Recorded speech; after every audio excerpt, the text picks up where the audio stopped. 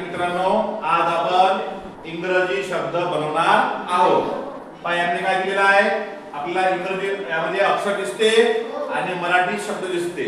आपल्याला इंग्रजी अक्षर आणि मराठी अक्षर शब्द या दोघांच्या कॉम्बिनेशन पासून नवीन इंग्रजी शब्द बनवायचा आहे. काय बनवायचा आहे? इंग्रजी शब्द. तर पहा पहिला शब्द काय दिला आहे, टी प्लस पाऊस. काय होईल याचा? ट्रेन. त्याला कोण लिहिते? चलिए. तर पहा पाऊसला आपण काय म्हणतो इंग्रजीत? रेन. आणि त्यासोबत काय लावायचं आहे? टी. म्हणजे काय होईल? ट्रेन. ली.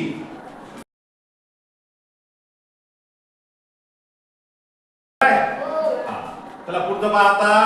आता डी आहे आणि प्लस काय दिला आहे? कान. चला कधवी कानला काय म्हणतो इंग्रजीत आपण? इयर. आता डी त्याला काय लावायचं आहे? इयर लावायचं. ली मग. काय झालंय मग? डी प्लस कानचं डियर. पुढचं पहा एम प्लस सर्व. काय होईल? ओरडू नका. यम आणि सर्वला काय म्हणतो आपण? ऑल. म्हणजे काय होईल? मॉल. मॉल तुम्ही पाहिला ना? चला हे आता कना पुढचं. यम अधिक हवा.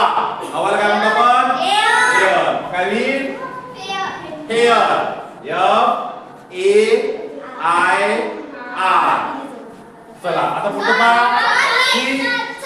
पहा. सी प्लस वर. आपली जयश्री येते. काय म्हणतो आपण? अप म्हणतो. म्हणजे काय होईल? सी प्लस अप म्हणजे सीयूपी क. बरोबर आहे. पहा चला आता पुढचं पहा. यच अधिक आणि. काय होईल? हॅन. आणीला काय म्हणतो आपण? युजी हॅन.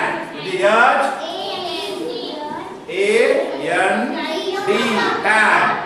आता शेवटचं पहा. काय ऐकलं इथं? डी कसा काढला? मोठी पाहिजे आपल्याला? नाही, आपल्याला स्मॉल डी पाहिजे.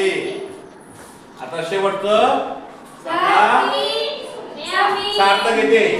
पी आणि शाई.